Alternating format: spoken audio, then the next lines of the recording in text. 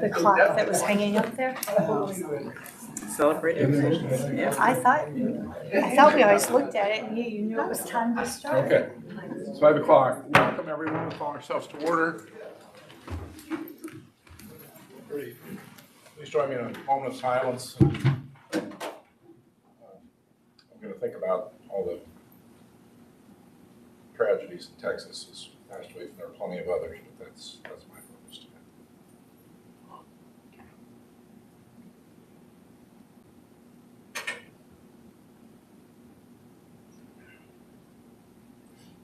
Thank you.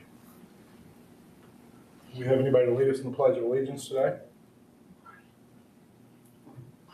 Can you start me from back there? No. I'm good. Okay, I won't put you on the spot. I pledge allegiance to the flag of the United States of America and to the republic for which it stands, one nation, under God, indivisible, with liberty and justice for all. Thank you. Please be seated. We will call our roll. I'm present. Dr. O'Neill. Present. Mr. Heater. Present. Mrs. Barnes-Griffin. Present. Mr. Urban. Present. Mr. Lowe. Present. Thank you. We have some presentations this evening. We are starting with Muncie Central Wrestling.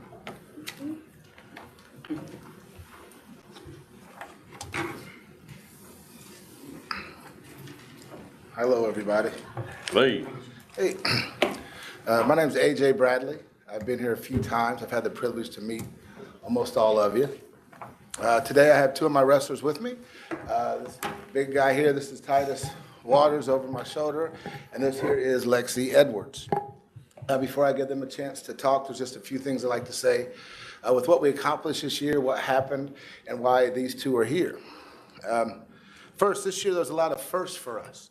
On the individual front, this was the first time in Central history that we had 4 wrestlers with over 30 wins in a season, which is big considering you wrestle usually less than 40 matches.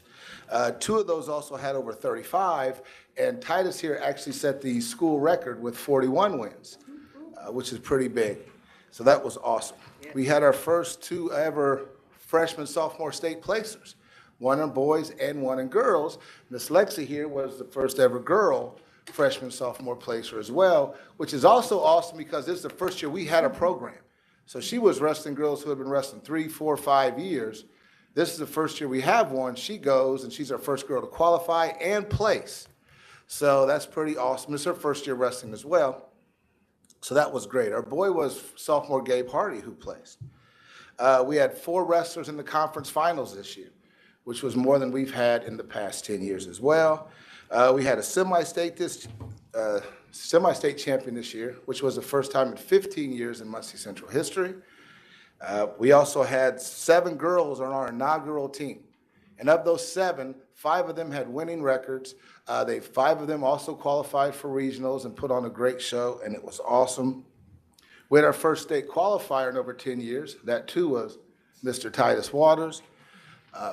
We had multiple guys ranked in the top 10 this year for the first time in over 10 years, which is very big for our program. And the thing that I'm most proud about is our academic all-state. In wrestling, they do juniors and seniors only. We had 11 students that qualified, and 8 of them made it. So on the wrestling team alone, we had 8 academic all-state wrestlers, which is the most we've ever had, and I believe almost any sport with less than 20 kids has ever had. So that was pretty awesome as well, and that's probably my most proudest accomplishment. Because when I took the program over 4 years ago, we talked all about culture, changing culture, and the first was the classroom. You gotta be a student first. And this group of kids, there's a direct correlation with our success on the mat and our success in the classroom. Because a lot of these numbers that I said, the numbers overlap. The numbers overlap here. Like Titus set school record, won semi-state, went to state, also 2-time academic all-state. And I can say that for our other people as well. But overall, it's a great season. We're building. I saw many of you at some of our events. I know Dr. Kay, she shared out some photos from semi-state, and it was a pretty awesome year. I do have Lexi here, if there's anything she would like to say. Lexi, you want to She's a beast on the mat, but on the mic, she gets a little nervous. tell us about your experience? So how was your first year? It's okay. Nobody, My first year was fun. well, you certainly have a flair for it. Yeah. Yeah. So are you looking forward to next year? Yeah. So are we. So are we. Anybody, what middle school did you go to? Northside. Northside? Okay, and you're a sophomore? Yeah. Okay. And then, how's school going? School, it's going good, but What's your favorite subject? I don't got a favorite subject. You don't have a favorite subject? Okay. Are you being well coached? Yeah. Well, we are extraordinarily proud of you and all that you've accomplished, so thank you so much. She was a little humble there when she asked about how school's going. She's a all A and like 1B student the last 2 years. Like her GPA is over 4.0, so she's gonna be on the academic all-state list next year. So I didn't want her to get away with that. And our other guest here is Mr. Titus Waters. Hi, Titus, how are you? I'm good, how are you? I'm well this evening. You had a nice season? Yeah, it was all right. It didn't end the way I wanted to, but it was fun while it lasted. Well, it gives you something to reach for, right? Yeah. And so what are your plans? Well, I was getting heavily scouted. I do football too, and I was all saying everything in that too. So the recruitment process went pretty long because while other people were going on football visits, I was on the mat. So after the season was over, I had a bunch of visits I had to make up and everything. And my two front runners, we were between Wabash for wrestling, and they wanted me for football too, but I was not doing two sports in college. High school was enough. And then IU wanted me to play football, but I haven't posted anything yet, but I'm going to go to Wabash to keep wrestling. Yeah, and that clearly is the right choice. Yeah,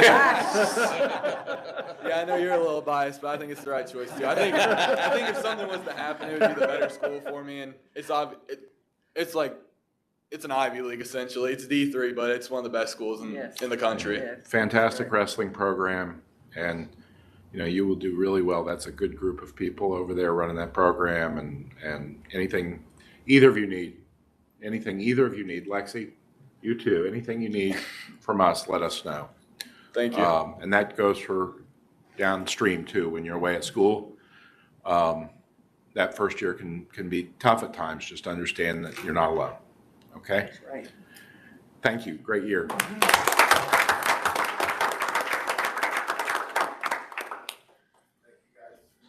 Thank you for coming, Coach. Keep it up. Keep up the good work. Yeah. Boys basketball.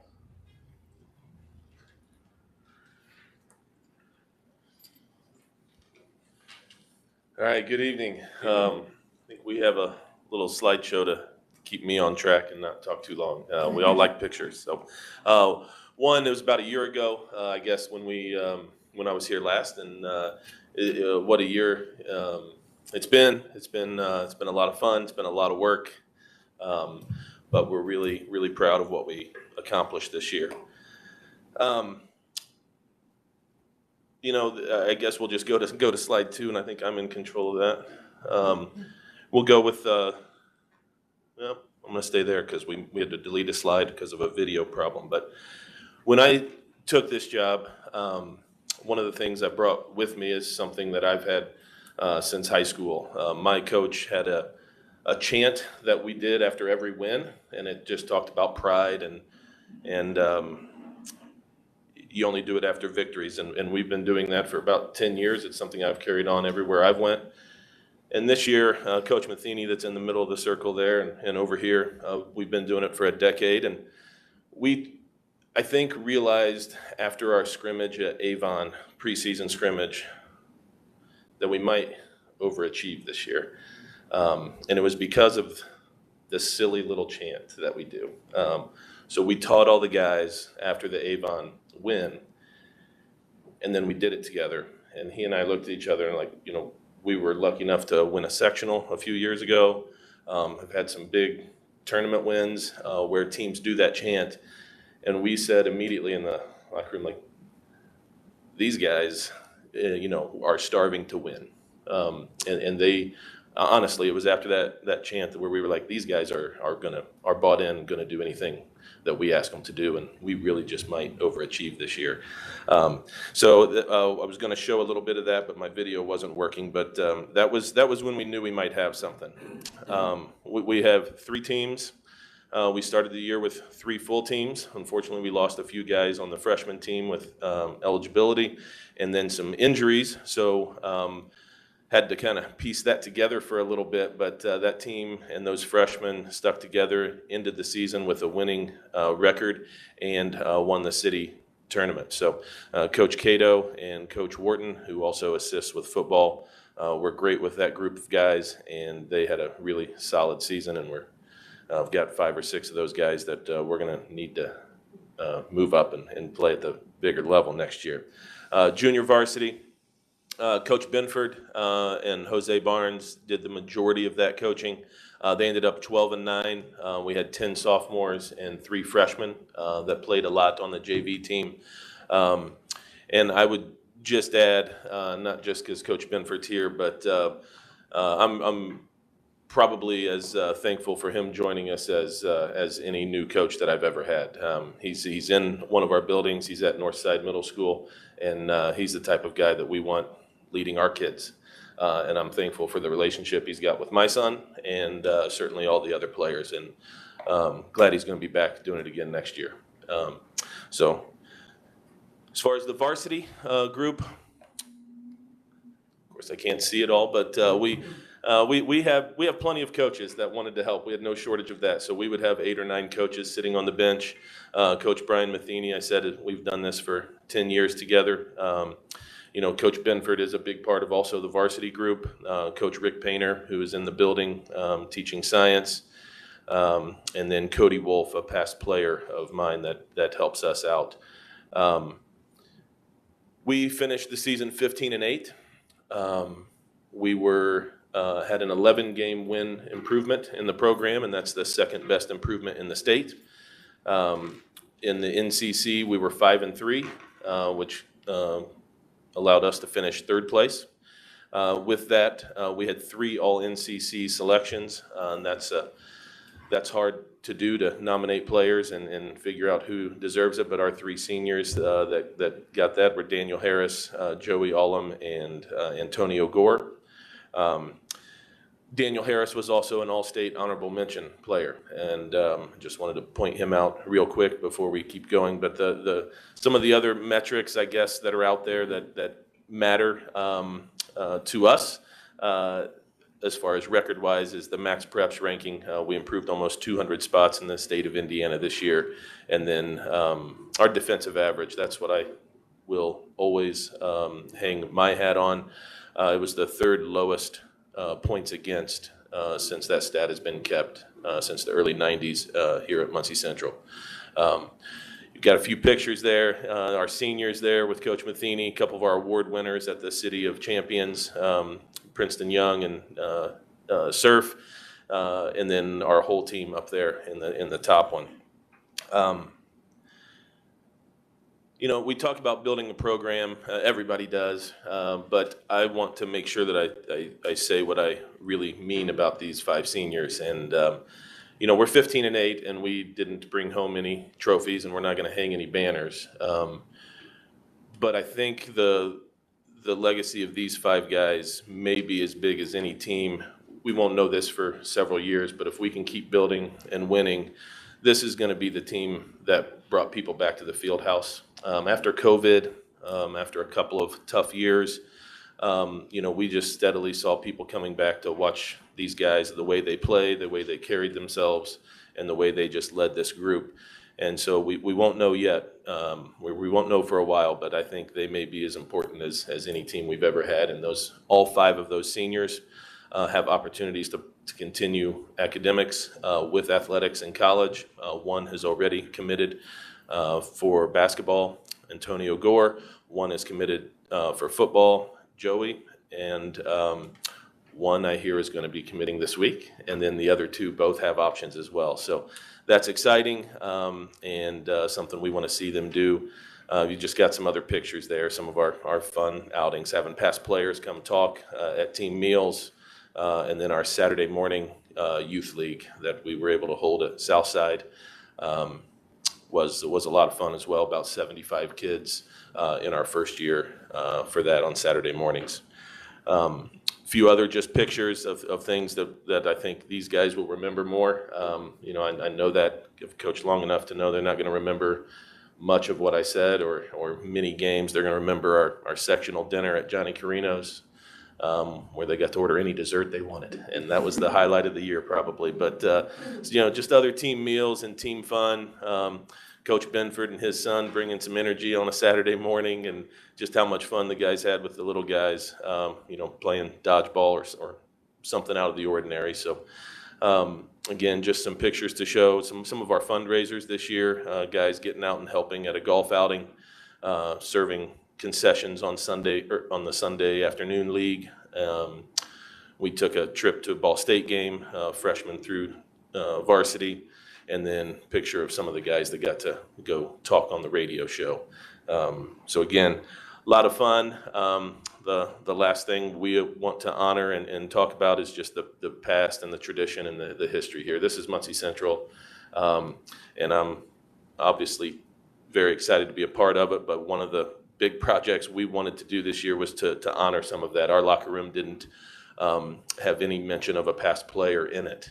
And so we made sure we got some painting done. The players, as you can see, the paint in his hair weren't very good at it, but we did as much painting as we were comfortable, as high as we wanted to get on a ladder, to be able to get some of this signage up. And we have our 1,000-point scorers from Southside, Northside, and Muncie Central. We've got the All-State players from all three schools, as well as the Indiana All-Star coaches, and then of course our three Mr. Basketballs, and then all of the state banners in there. And just want these guys, the younger generation, to know what we all knew growing up, that this is Muncie Central, and that's who we're playing for. So thankful for it. The last thing I would say is, one, we want to get the field house that full again, but I want to thank the administration and thank you guys. There's some things we need to compete. The program needs to compete in our sectional and in our conference. One of those is getting taken care of, and that's the extra goals in the field house so that we can be more efficient and more effective in practice. And I know that the 4 side goals are getting done this summer, so it's a big investment, and we appreciate it. Thank you. Thanks, Coach. Who all do you have with you? I just have Joey, but that's because he's here for your extra credit, not to support me. So Joey, come on up. Yeah, I like this.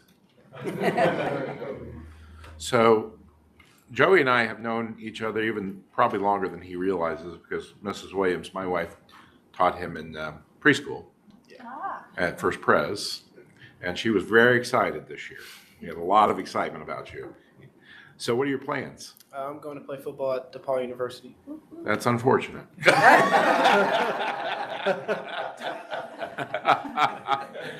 Yeah. Titus, you get all the help you need. Joey,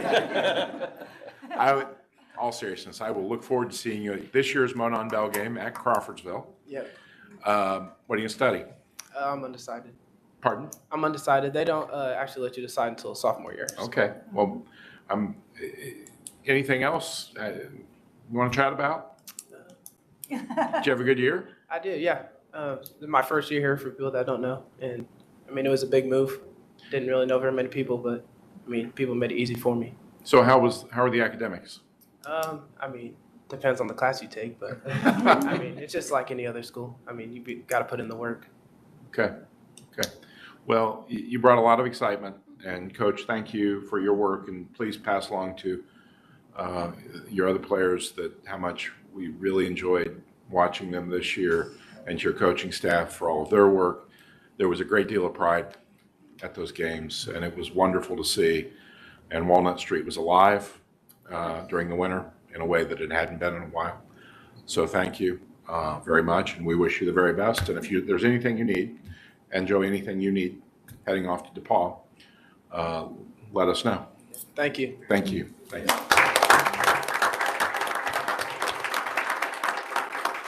So we have the Northside Middle School London trip. Who's reporting on the London trip? Anybody here for Northside Middle School London trip? So I work in Northside and I went on the London trip. So Well, you can Give us report. a That was report. my presentation.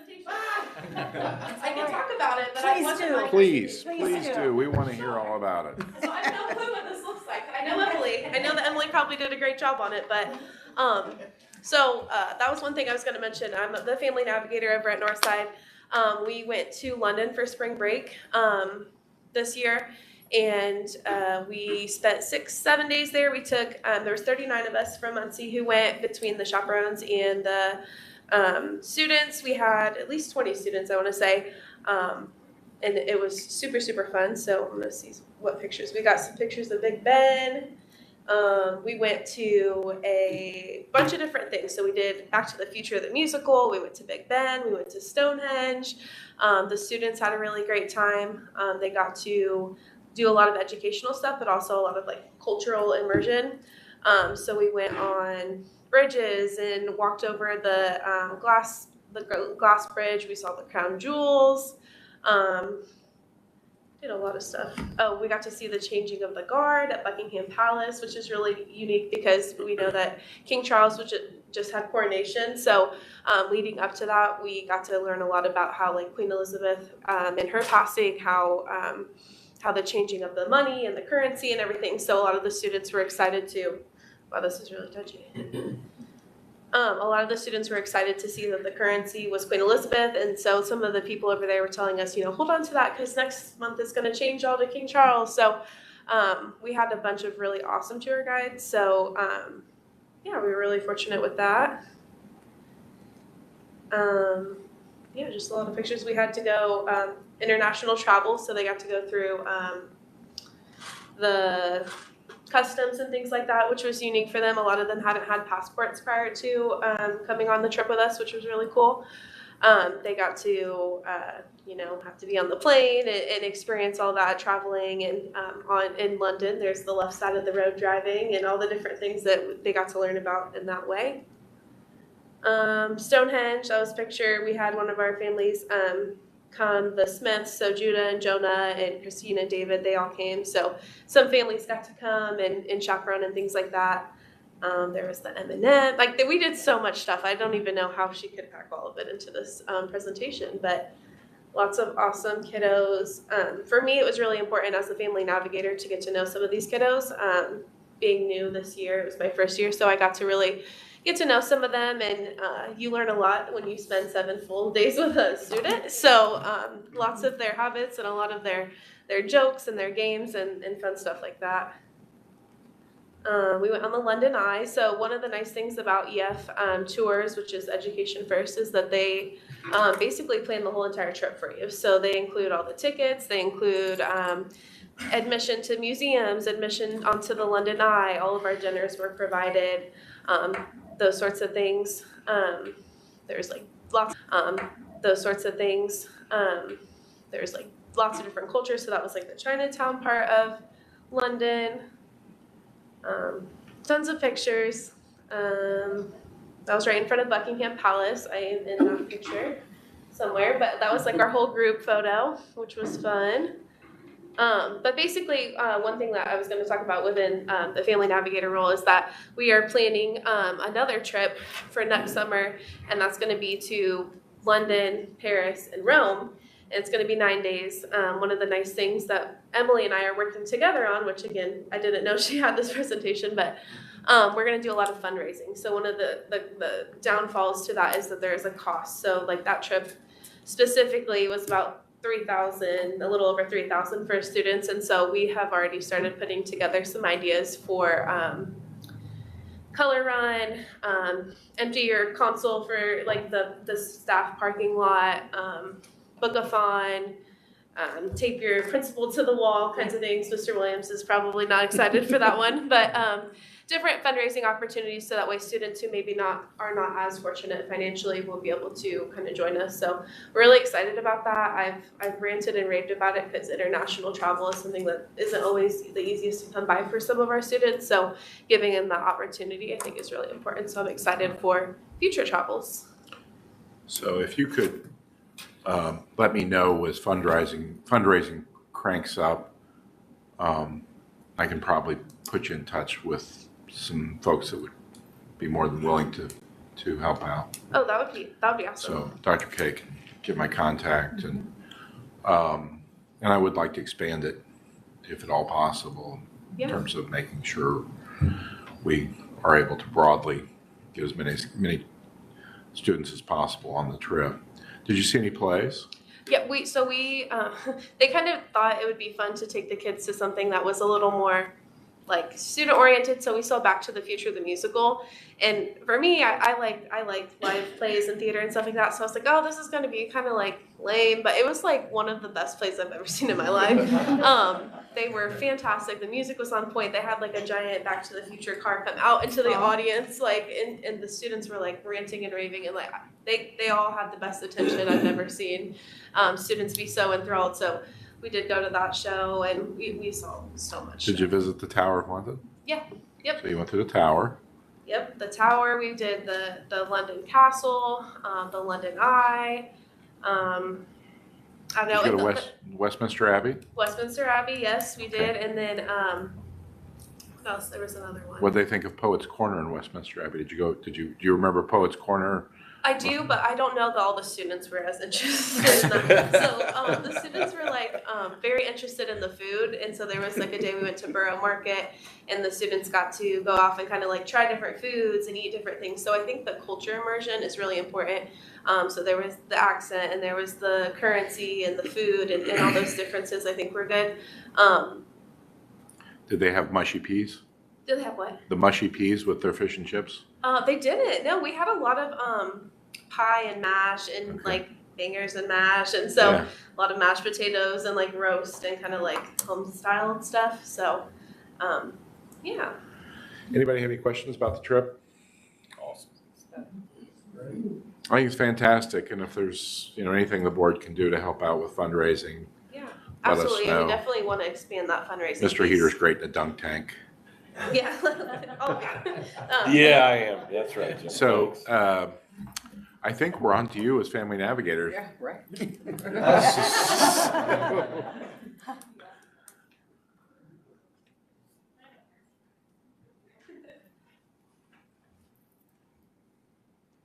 Alrighty, I'm gonna shorten this because we're all a little short over here.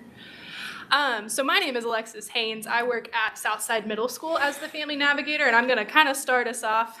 But we've got Haley Williams. She's the Southview family navigator. Behind me is Lindsay. You've met her. Ramed is the Grissom family navigator, and Emily works at East Washington. I'm gonna try to not mess this up.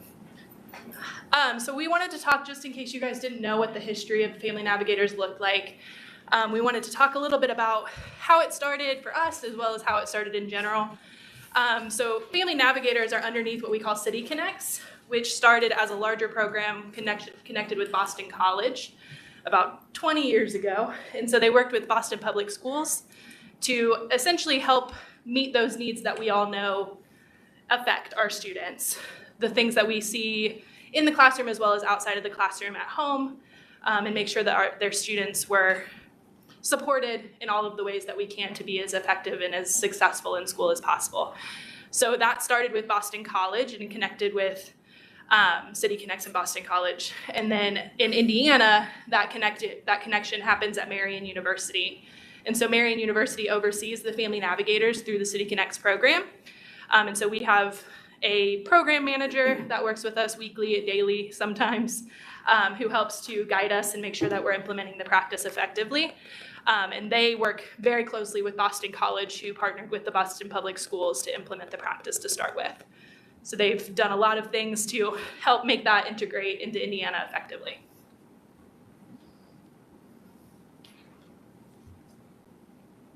All right, I'm Haley Williams. I'm the family navigator at Southview. So part of our practice model and approach is helping meet the needs of the whole child through what we call whole class reviews and individual student reviews. So during whole class reviews, we meet with every single teacher to go over every single student in our school. So it's very tedious. It takes a lot of their planning time, after school time. So we're very grateful for our teachers for that. Through the whole class reviews, we look at 4 different domains. So we look at academic, we look at social emotional behavior, health and medical, and family. With this information, we then kind of tier them, which is what is on that graph. So we call this a tiering triangle. Typically, in like an MTSS process, what you would see is about 80 to 90% of your students fall in within tier 1. So this is students who are responding well to that universal instruction during class with little to maybe no needs. So tier 2, we'll see about 5 to 10% of the student population. That may be students who need group intervention for math, for reading, things like that. And then tier 3, those are our most at-risk youth, high needs students. So typically you see about 1 to 5% of students fall into that category.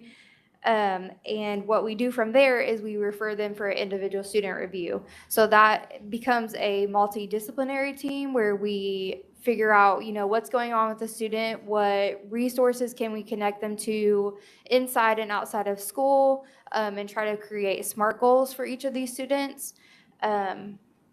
So typically City Connects wants us to be at that 8% of our students there, depending on how many we have.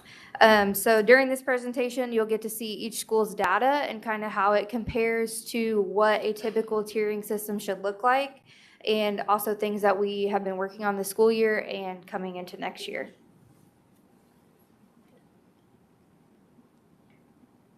Hi again, I'm Emily from East Washington.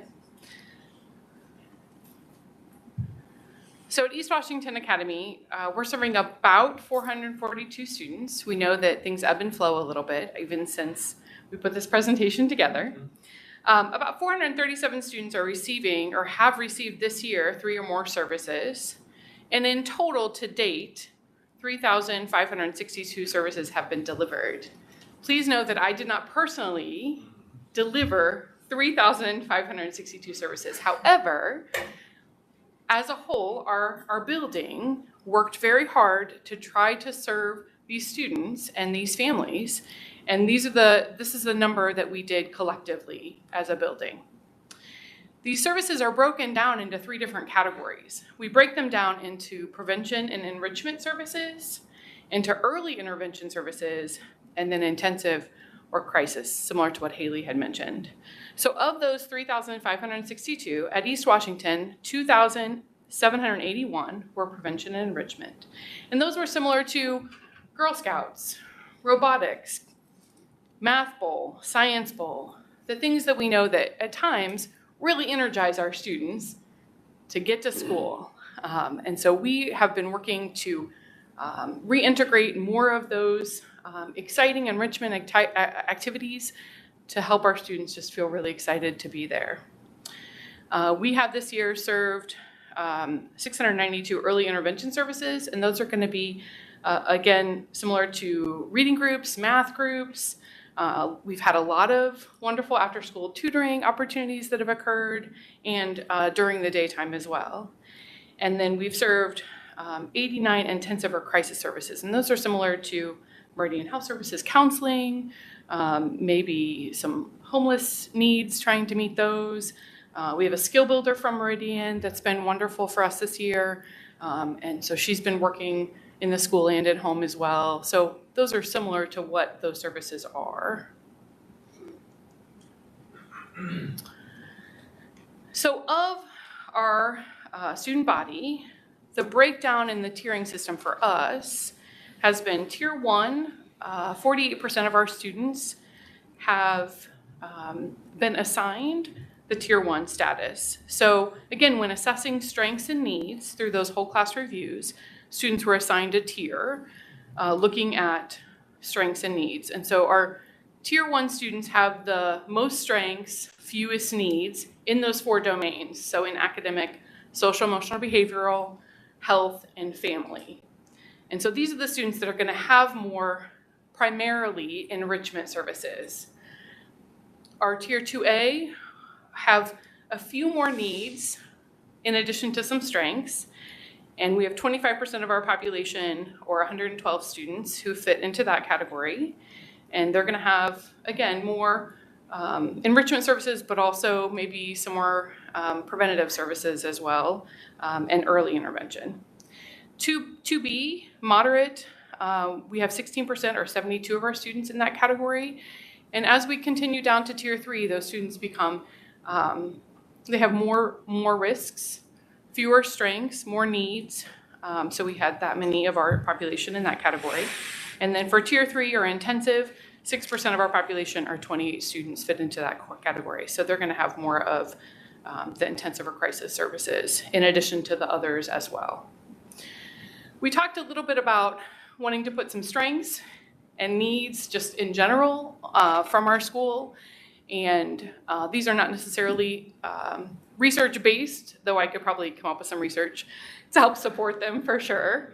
But in general, I feel like for East Washington, a big strength for us is the knowledge and the commitment of the staff. I feel super grateful to be with this staff and with these groups of people who've just really given a lot to our school. And we have a lot of supportive families that I'm really thankful to work with.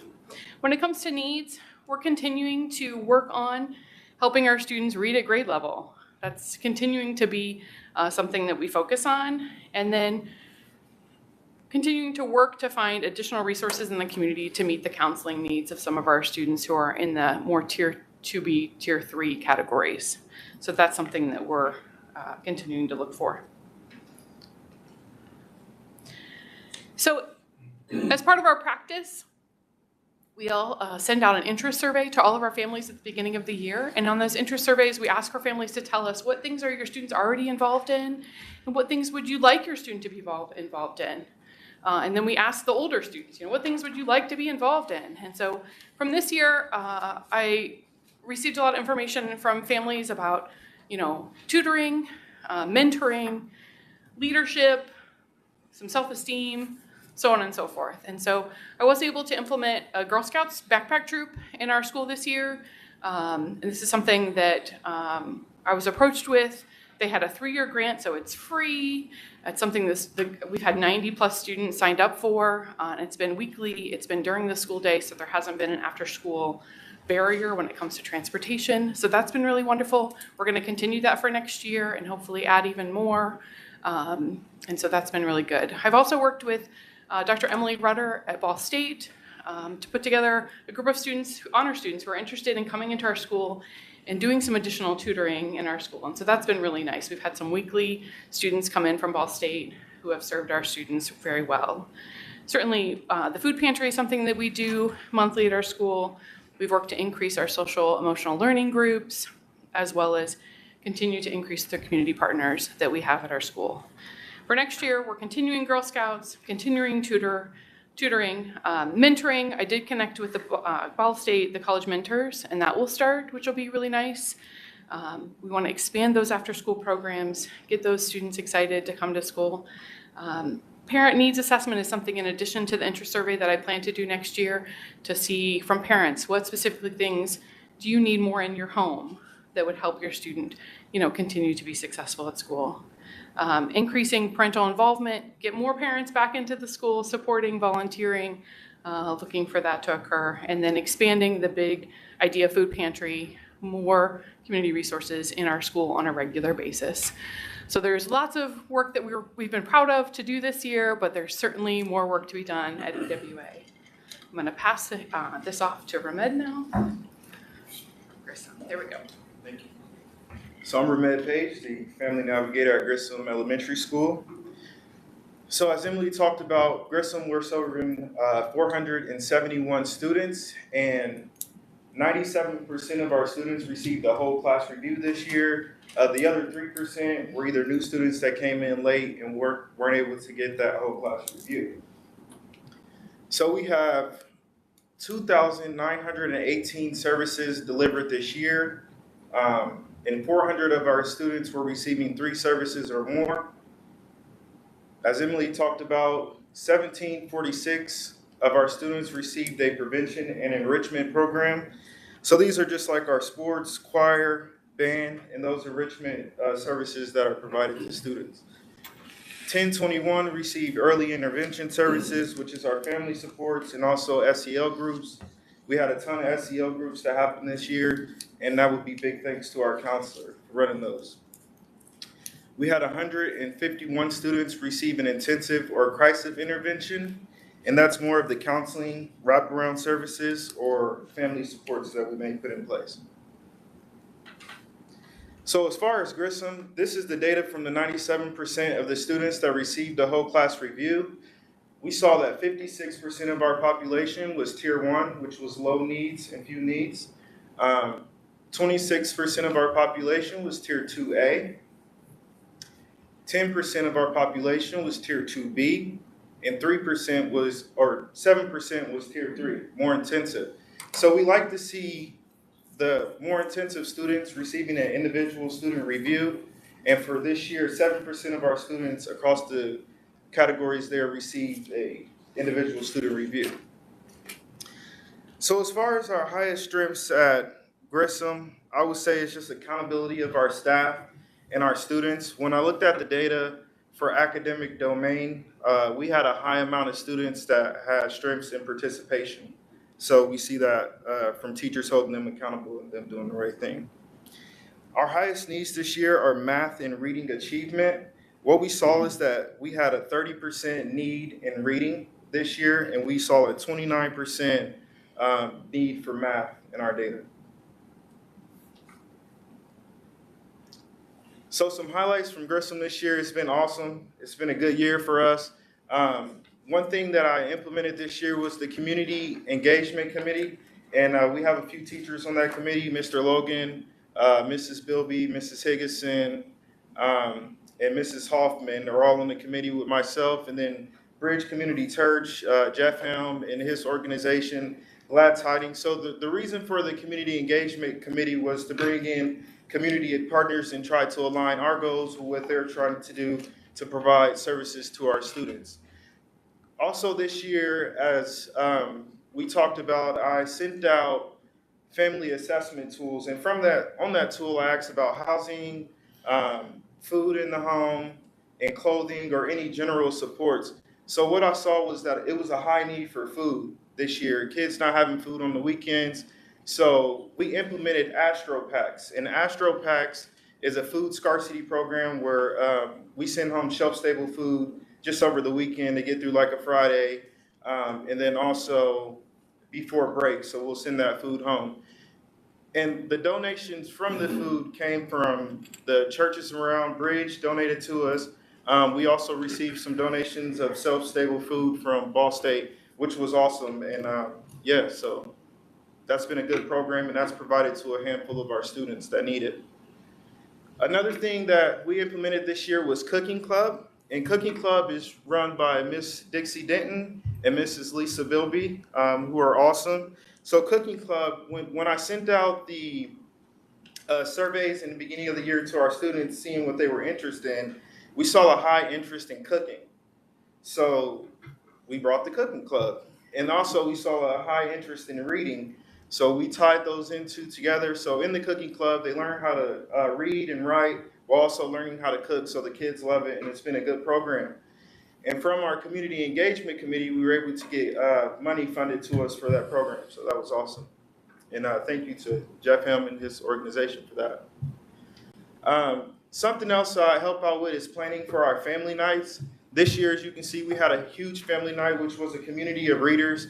It was the last one we had, and the mayor came and read, which was awesome. So our students loved that. He read a child book, and we also had numerous individuals. Brittany, who's here, she came and read a children's book to our students that came out. So that was pretty good. And as a family navigator, that's one of my jobs to assist with those nights and bringing it all together. Also, a lot of community organizations came out for our students that night, so that was nice. SEL groups, I serve as a hub 4 SEL groups this year, and we had a lot of SEL groups happening. And one thing I see is the need, so it tailors to know what groups certain students should be in, and just to make sure those are happening. We had 15 SEL groups that happened in our first semester, and then we had 12 SEL groups that happened in second semester. So something that I sent out to families was our family assessment tool, which was good to help get all the information to lead some of the things that I brought to the school this year. Our goals going into next year will be to increase community engagement, meaning that will be myself going out to the different organizations or different councils to sit on to see how we can make a connection to bring to the school. Something that we're looking forward to is the big idea shift. We're bringing more of our community partners in, and it's Allison Quirk, who's had a lot of great ideas about how we can make big idea better. So we're going to be focused on that for next year. We're looking into attendance incentive field trips going into the next year. So we're planning those now. So we want to boost our attendance. We saw from the data this year that attendance was a huge problem. So we want to combat that, and that's on our goals for next year. Another thing we have in mind is we're going to be pairing with college mentors as well coming into next year. And then from our Community Engagement Council, Mr. Logan is going to be leading up a Breakfast Buddies Club for mentoring for our students. So we're putting that together just to have students start off on the right track in the morning before getting started in the school day with a mentoring program. And we also would like faster intervention planning. So this summer, I have all my data from this year. I'll be looking at flagging students going into next year to see exactly what students need to be in certain interventions starting out faster, so we know on day one going in instead of waiting a couple months around. All right, I'm going to pass this off to Southview. Thank you. Thank you. Hi, I'm back. All right, so we have 486 students at Southview. I have the privilege to say that all of our students are receiving at least 3 or more services. That can be an SEL group, that can be vision, hearing, screening. Most of our students have at least 5 or more services. 2,211 services were delivered this year. 1,919 were prevention, enrichment, and early intervention services. So the reason why I put those together is because sometimes they overlap in what they do. 328 intensive or crisis intervention services. So in the yellow, you can see that that is our tier 1. That's 162 students. Tier 2 is in that light blue. That's a low 2A, so those are mild needs, which is 121 students. Tier 2B that's our moderate. We're starting to get, quite a few needs. That's where 90% or 90 students are assigned there. And then our most intensive needs, 104. So we have a pretty large number of tier 3 students who really need that intervention and support. So I would say our highest strengths is dedicated and knowledgeable staff. Our staff knows so much information with our kids, which tells me that they have a great relationship with our students and also our families. Many of our families have come to me, and I really appreciate I get to work with them at their most vulnerable states. I know that's not always easy coming and asking for help. And our highest needs, basic necessities, you're talking food, shelter, anything like that. And I do want to highlight that I have spoke to 24 families who have experienced homelessness this year. So I have started to have, conversations within the community with stakeholders about, are we all running into the same barrier about housing, in which we are. So I'm working with a team to come up with a plan on, how do we present this to the mayor to go forward and address that housing need. This year, so there is a huge need for clothing at Southview. So I started a clothing closet. We also partnered with Shift Grief Group. It's a 9-week program outside of school. It really dives in. We have a lot. we noticed that a lot of our kids have lost parents or other close family members, so we thought that was really important for many of our kids. College Mentors started this year. It was a really great program. A lot of our students enjoyed going to Ball State University. And like Ramed said, that'll be at Grissom next year. This year we had additional Christmas assistants. So I think we had 8 or 9 community partners who were helping with Christmas. Career Day is this Friday, so if you see me running around, it's because I'm trying to schedule all 3rd, 4th, and 5th grade kids for Career Day. So a lot of different professions are coming in to talk to our students. We're going to have 4 20-minute sessions, so I'm really excited for that. 812, I got a grant from 812 this year to provide hygiene products and hair products for our students of color. Many of them come in the morning, and they're like, they have their hood up and they want their hair done before they go to class. So sometimes I will do students' hair before they go to class in the morning. Stronger community partner relationships. I think I'm pretty good at going out in the community, trying to insert myself into those conversations and highlight the students' strengths and needs to the community. Family Engagement Council started this year as well. Going into next year, I would like to see more programs and clubs at Southview. If we can figure out transportation, that would be amazing, and I know that a lot of our students would enjoy that after-school program. Like Ramed said, expand food pantry night. Since day one, I've kind of tag team with the community of bringing as many community partners into every single food pantry night that we have. Also, we have began to flag students for the fall who really need to start those intervention services from day one. And a big barrier to that is trying to align the individual student review process to the MTSS process, because they do align. So next year, we plan on working that out this summer. Thank you. Thank you. Guys, it's me again. So I'm at Northside Middle School. I put a lot of pictures. I'm like a huge picture taker. I love seeing pictures of our kiddos and all the things we do. So lots of pictures on there. I'm not going to go too hard on the data because it's kind of all the similar kind of data. But this year I'm serving 390 students. Northside has a very large population this year. So I'm not able to serve the 8th graders this year. The practice model typically only serves about 400 students per coordinator. So there are goals for that to increase in the future, but right now we're only serving 6th and 7th graders. Right now, over 2,000 services delivered. The majority of our students are also receiving 3 or more services. That's the breakdown of the prevention versus early intervention and intensive or crisis. I will say a lot of our students do receive the prevention enrichment type of services just because we do have a lot of sports and clubs and activities and things like that. Some of the things that are pictured, we took our students to the State House, took some of our students to London. We've done lots of field trips and things like that. So you can see pictures from Camp Adventure, from the roller skating rink, from food pantry, things like that. In terms of tiering, so I do the same process as all of the other family navigators, and we break those students down into tiers. One thing that's notable about my data is that over half of our students are tier 2 or higher. So that's concerning because the practice model would like to see more students in that tier 1 area needing prevention enrichment. But with some of our middle schoolers, we have kids from out of district, and we have students from, just really, really tough spots in Muncie that their need is a little bit higher. So we do see over 50% of our students being tier 2 or higher. Some of our strengths would be that our teachers are very knowledgeable and dedicated, and we do have a lot of those clubs and sports and things like that to offer our students.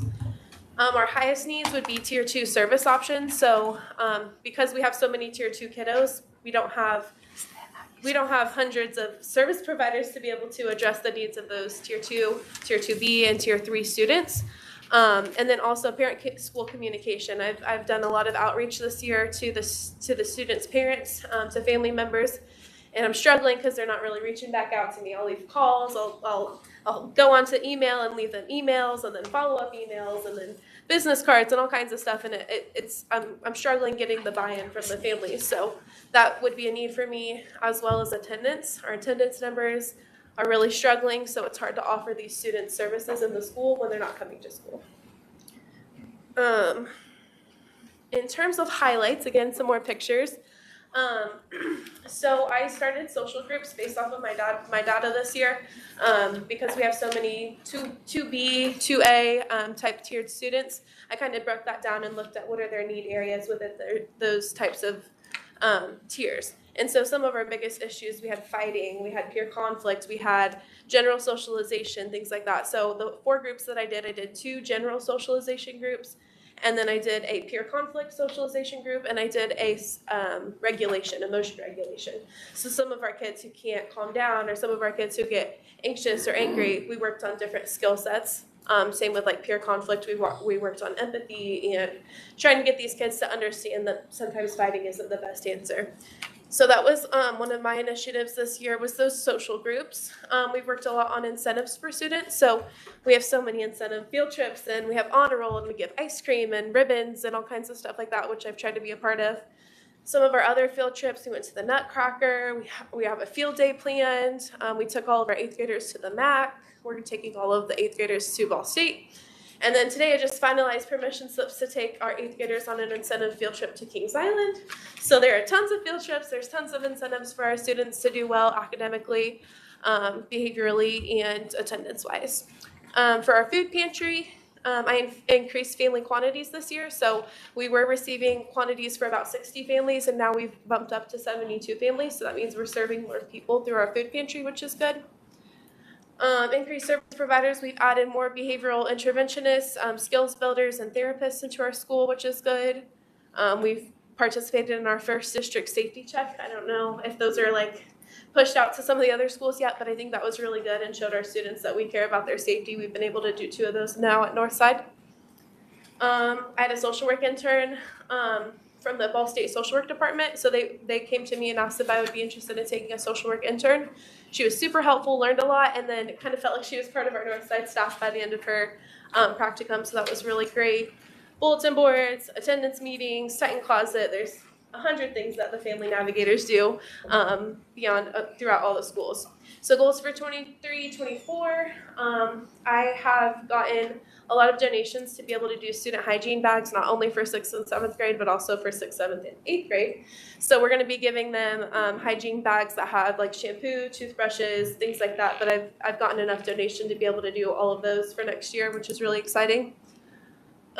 We're going to add a few clubs based off of those student interest surveys, so Lego Club, Crafting Club, and then we're going to continue fundraising to get those travel club members up. We want to get kids out of the country and get them to explore and see those kinds of things. And then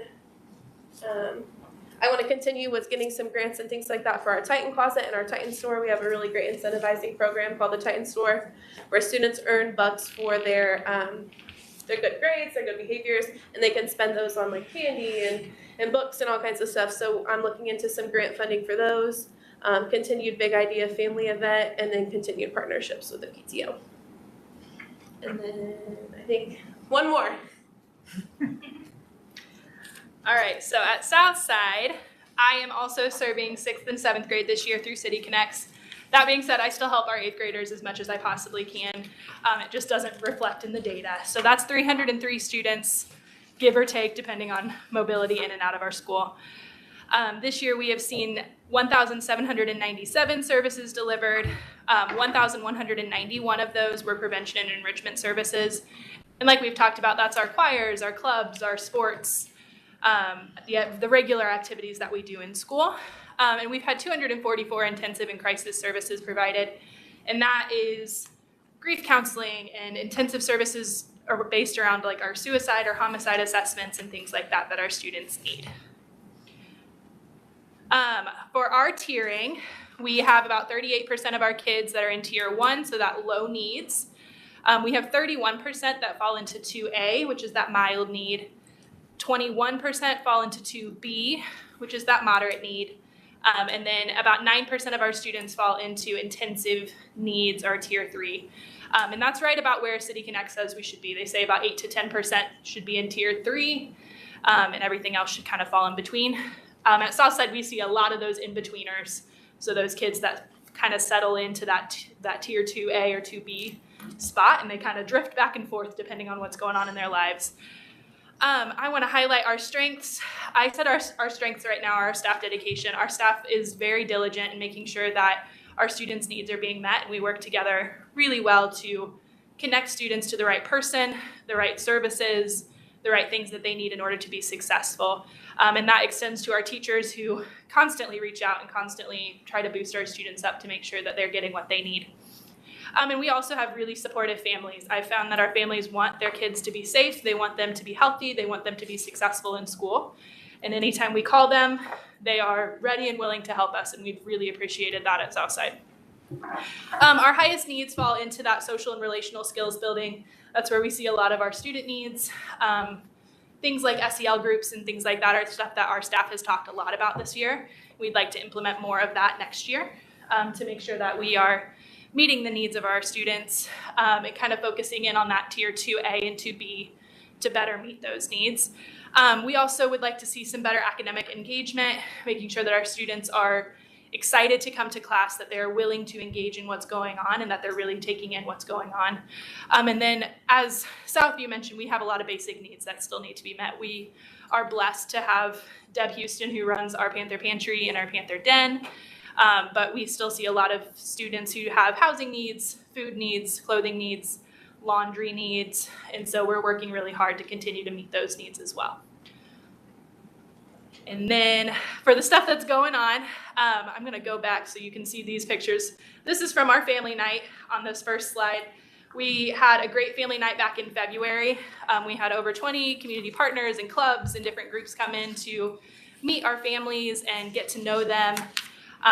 It kind of explained what we've got going on at Southside. A lot of our clubs had tip booths and things like that. We had food that night, and we had a lot of buy-in from our community, which we were really thankful for. This picture shows Dwayne, the top one shows Dwayne Clemens from Ivy Tech, and him and Wayne Johnson have done fantastic things at Southside. They've implemented a mentoring program where they reach out to some of our kids who are starving for relationships. And they have also helped to implement a college and career course for our 8th grade students where they earn a college credit for attending a course for 4 weeks during their success class, and that has been great. And our students have loved it, and they really enjoy seeing Wayne and Dwayne around the school. They're there all the time.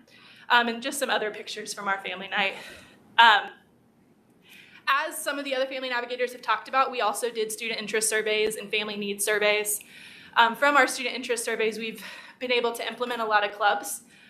The pictures that you see are Miss Drum, which is one of our math teachers, but she's implemented a hatch club where our students get to learn about literally growing animals and what that looks like in the incubators and learning about all of that. I think we have turkeys that are supposed to hatch this week, but these are the chickens, and our students have loved it.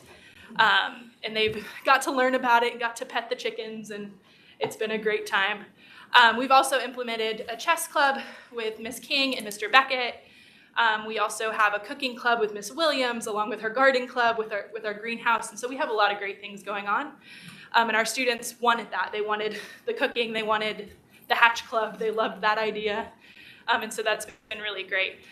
I think we've also really been working on improving our communication with our parents and upping some of that this year, as well as bringing them back into the building after COVID and welcoming them into what we've got going on at Southside. And I hope to do that even more next year.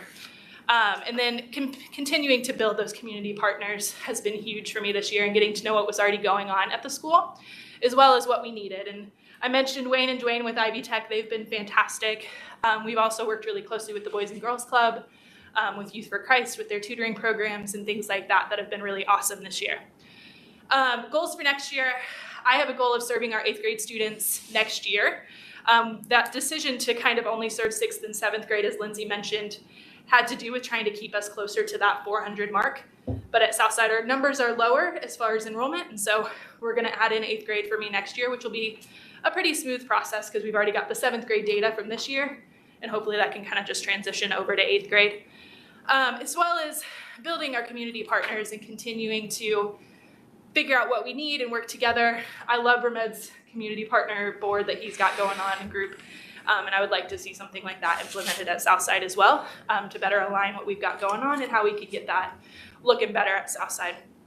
And then I'd also like to continue to build our partnerships with our families, get to know them better, help them to learn who they can go to if they need whatever they need. And so I'd like to do some of that at Southside as well. And then we've got overall data. So we just wanted to make some of this a little bit big picture for you guys. So us Family Navigators, we're serving about 2,105 students, give or take, depending on the day. We've implemented about 11,730 services this year. And then 1,875 of our students are receiving 3 or more services. So that could be prevention and enrichment services, that could be intensive services, it just depends on the student. We've also had 8,702 prevention and enrichment services as of when this PowerPoint was made, and so we've got new services every day, of course, for our students. 2,219 early intervention services and 809 intensive and crisis intervention services. And then we see about 42% of our students fall into Tier 1 overall for the district. 27% fall into 2A, 17% fall into 2B, and then about 10% fall into Tier 3, which again is right on par for what the program says we should be doing. Our highest strengths this year, according to the data that we've had, is youth development, our social skills, our academic skills, and our interests.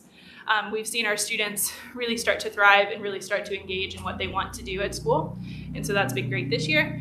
But we continue to need help in tutoring areas, and we've got lots of groups working on that, as well as crisis intervention and counseling services. We have a lot of community partners that offer counseling, but unfortunately we have a lot of students that need counseling, and so trying to figure out who we can go to and who's got what waiting lists and stuff like that is what we've been working on. And then we wanted to highlight our community partners. Yeah, so just kind of to close out, so one of our biggest jobs is to engage with the community, with our families, and be able to offer services. So most of us have social work background, and the big thing within social work is resources and connecting our families and our vulnerable populations with the services that they need. So some of our community partners are listed here. We have hundreds, and within our data system, we actually document every time we add a new partner. We put it into our data system so that way we can use it. So if I use a certain partner today, I put it into the system, and tomorrow Red could be like, hey, that's a new service that I didn't know we had, and we kind of connect and work together. So we want to thank all of our community partners, and if there's ever more community partners or more resources, we're always willing to engage and kind of show those to our families. And so that's kind of our overall data. And yeah, we just want to thank you guys for your time and learning about what we do, and continuing to support us and to support the children. Thank you so much. Does anybody have any questions for the Family Navigators? I do. I just maybe a clarification or something. Forgive my ignorance. I think Haley mentioned about the homelessness. Is that a pervasive thing throughout the system? The Southview was the only one mentioned specifically. What does that look like? I mean, again, forgive my ignorance, maybe, but what does that look like? So I'll let Haley answer for her what it looks like, but I will say that at least at Northside, that's something we still struggle with that. With I think all of us work with our McKinney-Vento students, and if we need to order clothing, if we need to get them extra resources, connect them to our food pantries, I think that that's something that kind of affects all the schools. But I do know that it's been really intense for Southview this year. Say our YWCA, we have representation from all of the schools and districts. Wow. So typically at Southview, like parents will come in and they'll talk to me about the situation or talk to a trusted staff member. And then I start calling places. Whether that's income-based housing, whether that's the YW, emergency housing is really hard to find. Usually there's wait list or they just don't have any room. I rely on Dorica. I call it my Dorica card because I'm calling her all the time. Like, hey, do you know somebody at the YW? I have a family who's experiencing XYZ. So really it's just taking the time to sit down with the family. And sometimes, I have to tell them, like, I don't have a right now definite answer for you, but I will find a way. So whether that is trying to figure out where they can go for one night or if they can stay with a family member and such like that. But it's really hard. You know, I carry that home sometimes of like, I don't know where this kid is going to sleep at night tonight or tomorrow. So sometimes I have to tell families I don't have an answer for you right now, but I will figure it out for you. So. Wow. It's a lot of, like I said, 24 of our families that I know of this year that have came and talked to me. I know that there's more that, you know, I haven't had those conversations with parents or who are doubled up with family members who still qualify for that McKinney-Vento. But yeah, it is a very heavy thing to experience, and I'm not even in the situation. So you've had 24 families at Southview this year who have experienced an episode of homelessness. yes. And I want to say that's families, that's not just one individual. Right. You know, some of our families have 8+ kids, and that's also another barrier is some of the shelters will have restrictions and requirements for families. So you can only have, you know, this many kids, or you can't have your pets. So it's like, what do they do with their pets? Or as the YWCA is only for women and children. So if you have a husband or something, they have to figure out where to go that night. So like I said earlier, I've been having conversations with outside stakeholders as well to figure out a game plan of like how we all move forward, because some of the partnerships that we have created with outside agencies are working with the same families that we are. So we're all coming to the same barrier and trying to support these families. So, yeah. One of the things I'll just say, because I didn't see it up there, and it's like, so there's our region for Delaware County, we're Region 6 as it relates to homelessness. So every second Tuesday of the month, we have a CLC meeting, like a continuum of care. So everyone that touches everybody, leadership is together. And so I'll make sure that I connect you all so that somebody can be a part of those meetings. Yes, Because please. you can get all your needs met right there in that spot too with us. So Thank you. I'll do that. I also hope to pull like maybe some DCS data to see how many families they're working with at Southview specifically. I just think that would be super interesting to compare my data to their data and figure out, you know, what's going on. So, thank you. Thank you. Any additional questions? You certainly have your work cut out for you, and we are very pleased to have you. Do you feel spread a little thin? Okay. That would be my impression, given the numbers and the data that we're seeing, that Well, I'm grateful that City Connects, Marian University came to us with that. They had a state grant through the 1008 State Learning Loss Grant. And so they were able to first offer to be able to fund a few of our navigators. And then the mayor also saw that this would be a great connection between the community and our schools and the students. And so he contributed several years of paying for a couple of the navigator salaries, but I've promised all of them. They're critical in our schools. So even if we don't have grant funding, Brad will always find funding to be able to keep you. So I tell him, don't get nervous. But they all have done such a remarkable job. And I hear from the teachers, the parents, the students, the community. They've made great connections, and you know, they've all been here a short period of time. So we're grateful for all that you do. thank you all for your passion and your heart, and let us know if we can be of further support at any levels. So, thank you.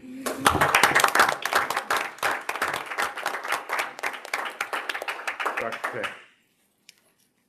Okay, well, good evening. I wanted to just bring it to everybody's attention again that this is Teacher Appreciation Week. Our schools have been very busy celebrating their teachers. We have a delayed celebration next Wednesday. Allison is working hard with Minnetrista to be able to celebrate our teachers between 4 o'clock and 6 o'clock. And so that will give us an opportunity. Minnetrista can show our teachers some other opportunities for students out at Minnetrista. So we think that will go really well for us. So you're all invited. Please join us. We finished up our process checks this week. Monday, we were at Westview. And I wanted to share with all of you that we heard from many of the teachers, either new teachers or veteran teachers. They all were very grateful for their raises. And so I know that you did that, and they're recognizing not only being grateful for their raises, but they said that they feel support from the board, from administration, so that Chuck and I wanted to tape record them and bring it, so it's always good to hear. So I wanted to pass that along to you. Process checks are really important. It takes, we go and we're in schools all day. We get to hear from teachers. So in the past, one thing that we heard that we changed was that Project Lead the Way was just a great program. Kids loved it, but it was putting a lot of additional responsibilities on classroom teachers. So we hired an extra teacher that's a Project Lead the Way teacher at each of the elementary schools. This year, during process checks, two big takeaways that I have on my list. One, teachers from all the schools told us how incredibly hard e-learning is. They said it takes so much time to prepare for it. It's very stressful for them. It's hard for families who are trying to have students participate. Many of the students have technology issues, and they can't be right next to them to help solve it. Or we heard from teachers that they may only have 1 or 2 students participate. And so it's not a very beneficial day. So Chuck is going back to the calendar committee for us to figure out some other things to do with e-learning. And that is not what we were expecting to hear at all. But again, it was every single school, all the teachers mentioned it to us. And so that's one way our process checks. We're hearing from teachers and we try to respond to what they're sharing. We also had 2 of our schools really share that their schedules were so difficult because they needed more playground equipment. And so we were able to quickly adjust to that. And a little bit later, you'll hear from Jim, who we're going to bring something onto the agenda to be able to address that. So we are really grateful that teachers are so candid with us and share things, and then we're able to make decisions or move forward based on some needs. Chuck later is going to be sharing the PD calendar. So I know Andy always does, he puts together updates for all of our teachers. So make sure that in my comments, I'm encouraging all of them to participate in PD this summer. We have many opportunities. On Thursday, it's Celebrate Excellence at the Field House, 5 o'clock to 7 o'clock. We also that's a kickoff to our All-City Art Show. So we're trying to combine a little so more families can see all the great work going on. And then Thursday is also the MAC graduation. I think it's adult ed graduation at 6 o'clock. 7 o'clock. Oh, I have an extra hour in there for Celebrate Excellence. If you paid attention to the newspaper, the turf was installed beginning on Friday. Kudos for Brad for overseeing that project. It's going really well. And then great news for us, Sarah Anglin had her little baby, a little girl, Josephine, and they are home and they're doing well now. So we're very happy for Sarah. Great news. Anything further for Dr. Kay? Any questions? No questions. Thank you. Mr. Yenser. Pardon? Mr. Yenser, you're up. That's my name.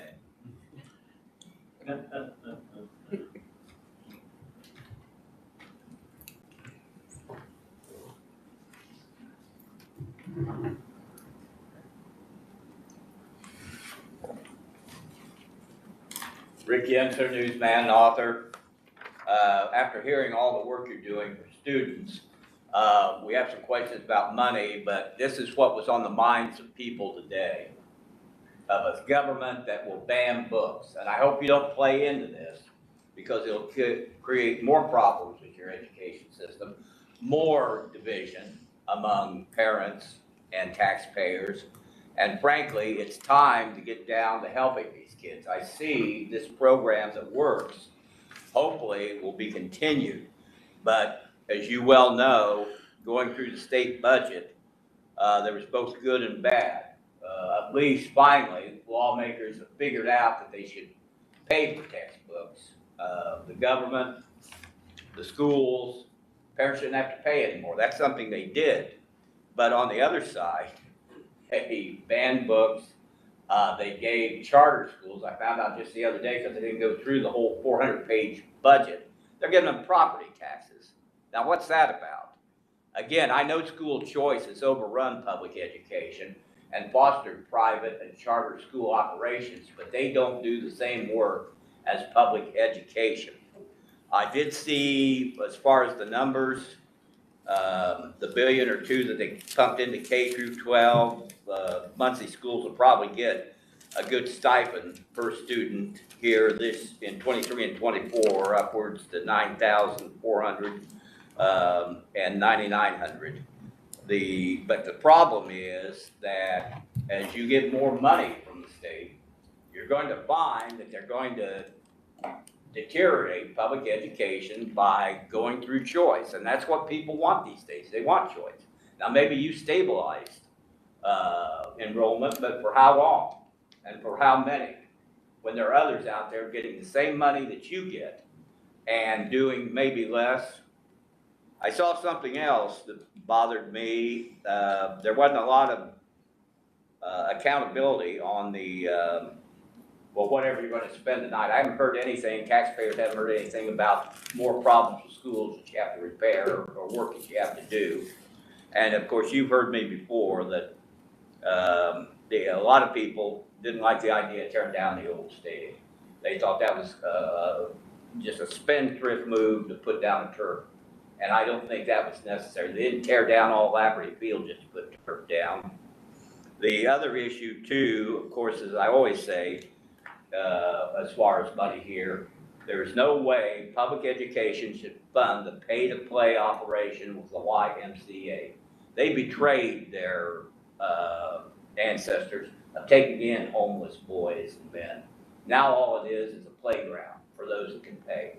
And I don't think that's a good idea to teach kids like that. But anyway, those are some of the things I thought about and other things that taxpayers and parents want to be recognized for.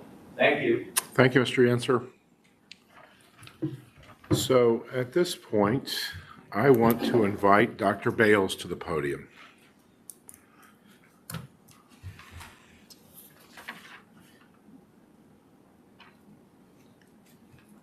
So this evening is bittersweet. Brittany Bales has been a member of this board since the outset in July of 2018. She has brought passion and heart to her role. She has served with a great deal of compassion, a great deal of consideration. She brings a voice, has brought a voice to this board that was extraordinarily valuable. She's an advocate for children. She's an advocate for teachers. And at her heart, she's an educator. Dr. King said, life's most persistent and urgent question is, what are you doing for others? And Brittany exemplifies that in her actions every day. We will miss her dearly. We're all still adjusting, I think, to that. It feels a little unbalanced tonight, I think. And that's no comment on you guys there. But, you know, our loss from a governing perspective is the gain of the corporation from an educational perspective. And Brittany's on the agenda for the assistant principal role at Grissom, which she will bring a great deal of skill, and she will make an extraordinary difference as she continues to exercise her servant's heart. So I just wanted to make sure you heard that, and also to give you a moment, if you like, to speak. And so the floor is yours. Sure, yeah, definitely purposely. It's been an honor and privilege to sit at this table with you guys. I've learned a lot. I'm thankful for the friendships. I hope that will stick around. It was great to work with you all. And I'm positive that the trajectory we set will continue without me at the table. So much so that I'm willing to come back home, where I started my teaching career at Muncie. Most of you know that, but you might not know that I started my own education at Grissom. So it's very much coming home for me. So I'm excited to be an Astro again. And I'm ready to get started. I'm excited. I was taking notes while you were talking, so I'm excited. So thank you for trusting me with all the little Astros, and I'm ready to jump right in. Well, we will miss you, but Grissom will gain immensely. So thank you.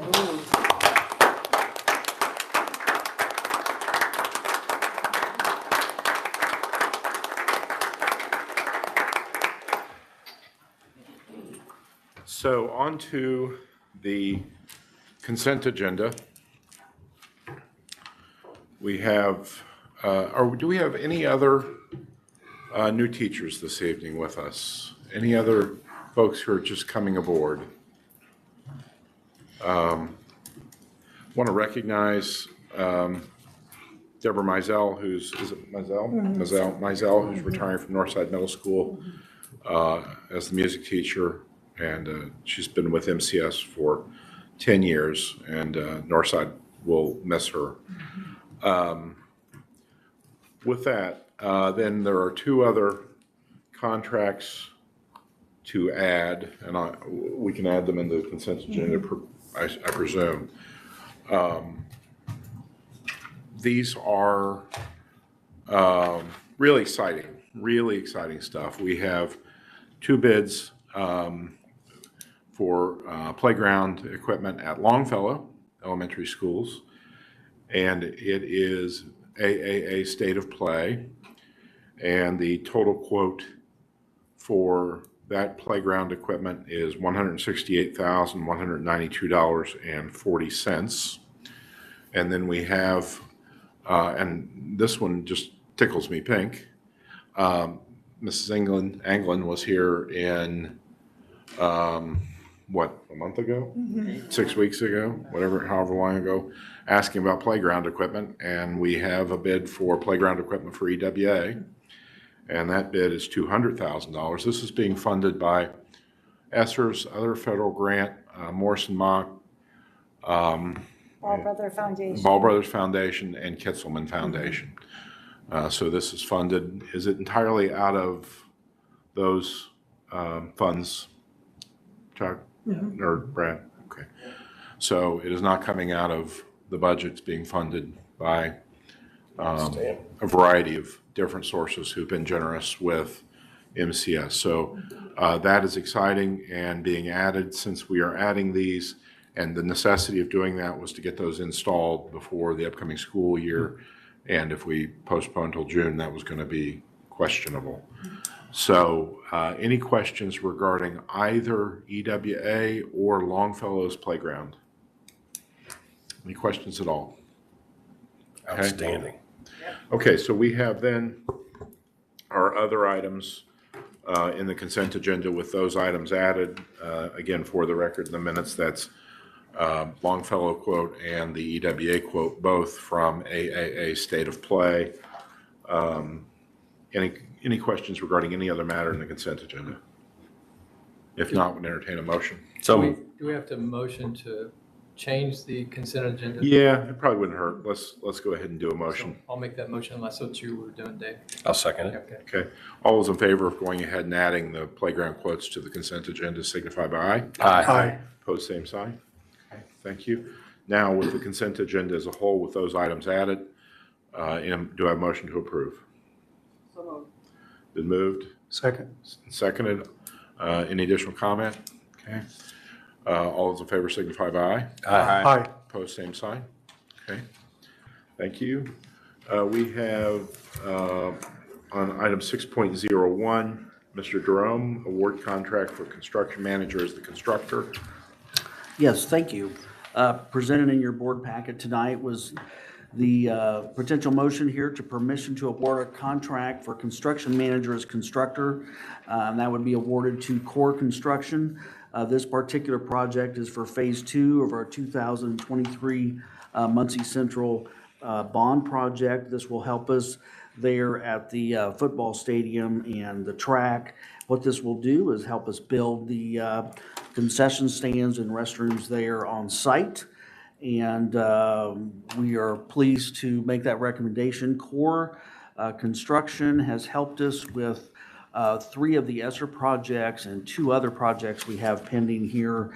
They've helped us with the portable classrooms at Westview and Northview, as also the previous 2022 bond project. So with that, I'd like to recommend Core Construction as the construction manager as constructor. What that means is Core Construction will be the one that bears the burden of the bids when they actually take bids on the particular project. And that's kind of a new way of doing construction manager here in Indiana. That kind of follows the higher education model that was in place a few years ago. And I thank Mr. Lowe for helping us, introducing us to that concept. It's worked really well, and that's why I'm happy to make that recommendation to the board. Okay. Any questions for Mr. Jerome? I'd just like to thank CORE. They've done a wonderful job. Thank you for what you do. Thank you. And Brad, he's Mr. Construction. It's amazing what you're doing, and CFO, and what other hats you wear that Dr. K says you do. Food service. But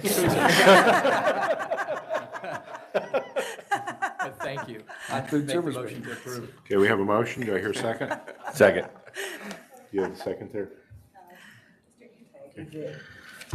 All those in favor signify by aye. Aye. Opposed, same sign. Okay, thank you. Financial report? Thank you.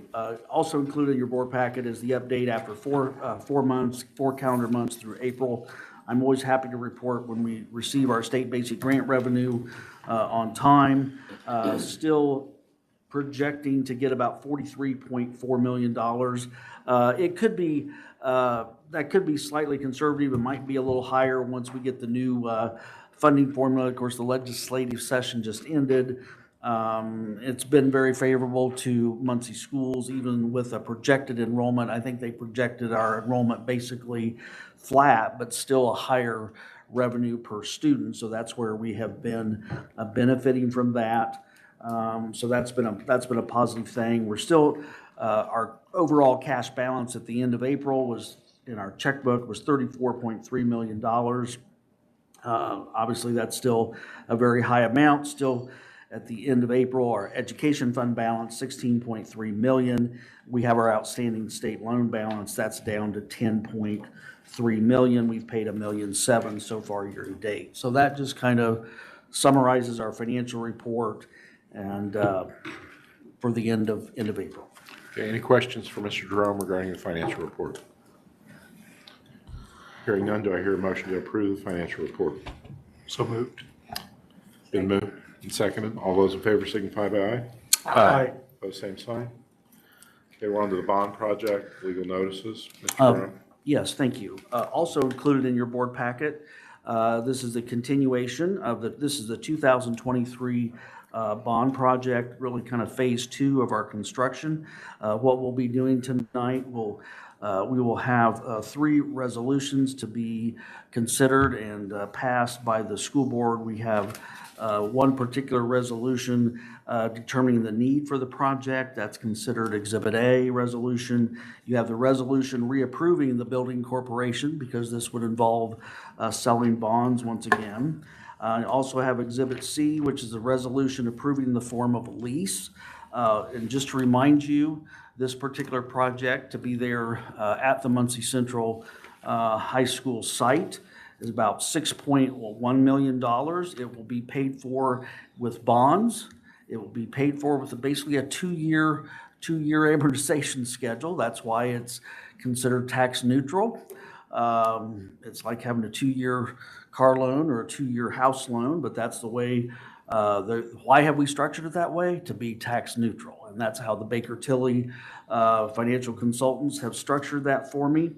And that's what I bring for you tonight. So that's a brief reminder of what the project was, and these three particular resolutions I'm asking for consideration then tonight.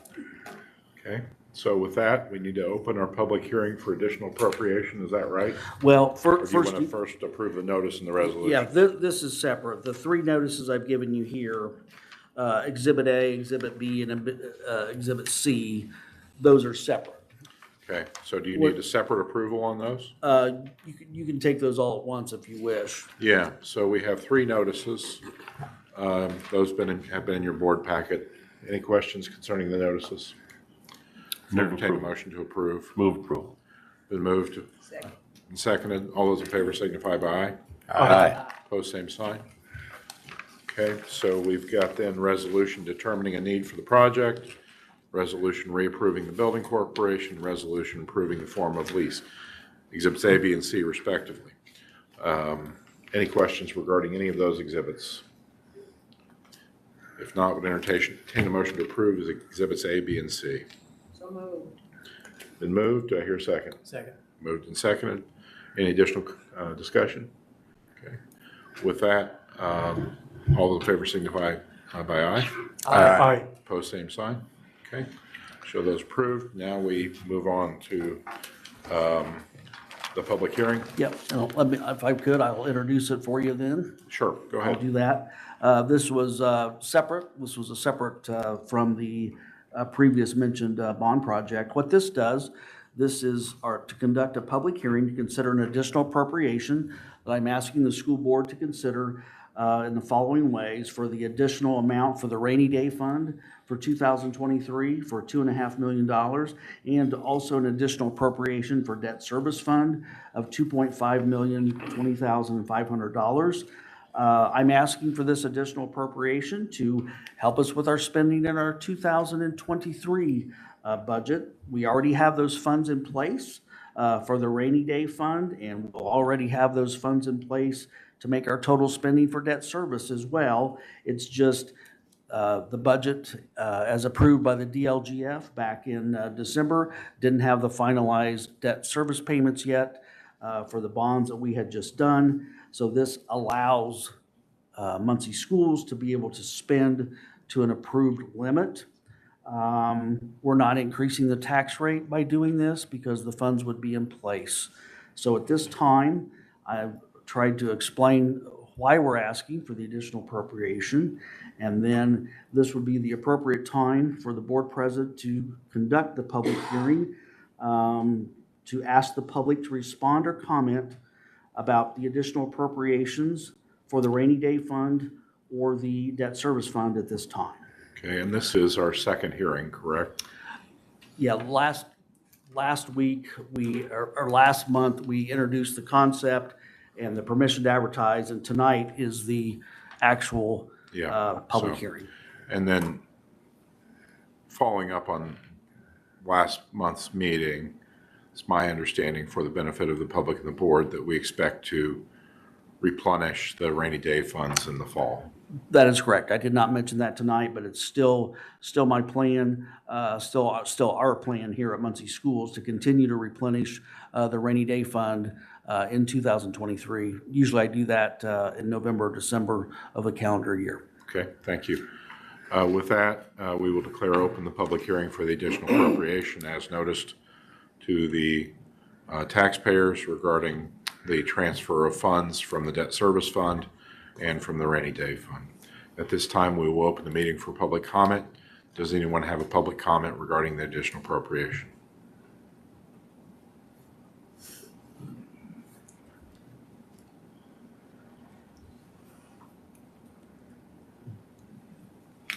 Again, Rick Yenser. I just want to make sure that you are going to pay back rainy day. Did he just say that? Yes. I thought you said that. Yeah, I thought so too. That's what I heard. Okay, Yes. well, because again, as I've said before, I don't think any school or government that holds millions of dollars in cash need to borrow, transfer, or hardly do anything else other than pay the bills and spend the money. Because a lot of this borrowing still only benefits the people who are the investors, the banks. Thank you. Thank you, Mr. Yancer. Any additional public comment?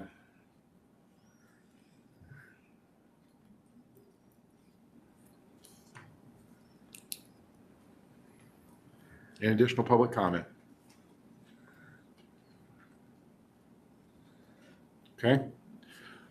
Would entertain then a motion, or pardon me, a motion to approve the additional appropriation resolution. So moved. Second.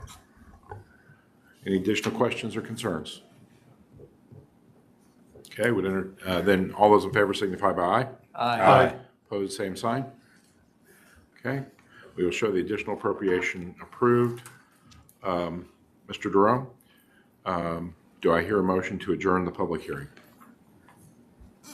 So moved. Been moved. Do I hear a second? Second. With that, all those in favor of adjourning the public hearing signify by aye. Aye. Opposed, same sign. Okay. Mr. Yancer, any media questions? I'm thinking. Careful. But, yeah, I think you've answered all. I hope that some of the board members mentioned tonight, anything you can do to address a lot of these homeless families, because there are literally hundreds of them here, and some of them are in your schools.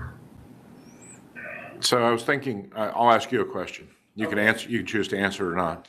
So in hearing your last comment at the public hearing, you can consider yourself a Hamiltonian or a Jeffersonian? Actually, I'm an American, and like I say, just take care of our kids, and there's always somebody watching over spending the money. Yeah, no, I was just, that was the same debate. That was the same, that debate on debt versus no debt was, was Hamilton, Jefferson. So you're definitely a Jeffersonian. Yeah, because again, you've got cash galore like the government So, did. And the federal government still. well, that's because of extraordinarily prudent management by that man over there and by this folk and by the oversight of this board and particularly Mr. Heater. That didn't happen. That didn't just happen. That took a lot of effort and skill and sweat and tension, and we're not going to fritter it away. Okay? Thank you. Anything further? Should we mention Kira Zick? Yes, Kyra Zick, yes. Kyra, sorry. So she has been awarded the Excellence in Teaching Award by the Ball Brother Foundation. They will have a celebration for her on May 23rd at Minnetrista. And, she is our dual language immersion teacher at Westview, fabulous teacher. And not only is she such a great teacher, she also is very involved in our community. So I know they were a host family for one of our Afghan families that came here. And I know there are numerous ways that she and her husband are very involved in this community. And so very well deserved. Yeah, I think that's a great recognition. I'm sorry if I. Well, I thought I mentioned it at the last, but maybe I did not. So I'm glad you mentioned that. Yes, thank you. And so following up on Mr. Yancer's comments, and he took his leave, but I do want to, a couple of comments. I want to thank the legislature for reopening the budget and supplying funds for the educational fund. So I do want to take note. I mean, we're certainly, there's obviously as legislation is passed, it takes a while to get it in to the format where it's easily readable in my world by statute. And I know that our folks are going to study the statutes and see what applies to us. But I do want to sound a cautionary note. As I read the statute that Mr. Yancer referred to on the front page of the paper, it would involve potentially parents around the state or others who question items and books in libraries and classrooms. And then the board, or school boards around the state would be at least the initial arbiter of that challenge. And the cautionary note I want to sound is that I looked at this, over the past several days, and just a short listing of books that have been periodically challenged or banned for periods over the last 80 years include the following: The Great Gatsby by F. Scott Fitzgerald, The Catcher in the Rye by J.D. Salinger, The Grapes of Wrath by John Steinbeck, To Kill a Mockingbird by Harper Lee, The Color Purple by Alice Walker, Ulysses by James Joyce, which, for those literature scholars in the room, I've attempted many, many times to try and read Ulysses because I heard you should, and it's impenetrable, which, so I can't gather anything out of it, obscene or otherwise. Beloved by Toni Morrison, 1984 by George Orwell, Animal Farm by George Orwell, Of Mice and Men by John Steinbeck, one of my personal favorites, Catch-22 by Joseph Heller, A Farewell to Arms by Ernest Hemingway, winning the Nobel Prize for Literature in the early 50s, Native Son by Richard Wright, which I read in college, Slaughterhouse-Five by our own Hoosier Kurt Vonnegut, Shortridge High School. And I go through that listing just to show the whims of time. We go through these periods. The statute that's out there and meriting front page news in one of the newspapers here within the past week is, it's a new statute, it's not a new issue. And I think this board will be responsible if faced with those questions we have in the past.